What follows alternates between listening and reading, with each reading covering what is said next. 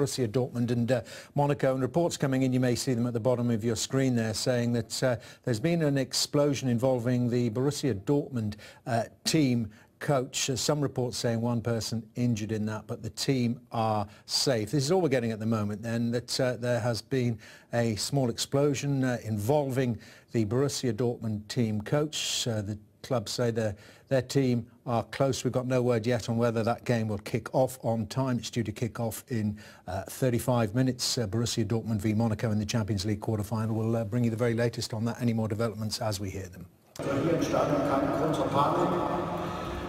Hier sind alle natürlich sicher. Über alle neuen Entwicklungen halten wir euch auf dem Laufenden, dass jetzt natürlich hier ein bisschen die Informationen schleppen kommt, müsst ihr verstehen, wir melden uns sofort wieder, wenn wir etwas Neues haben.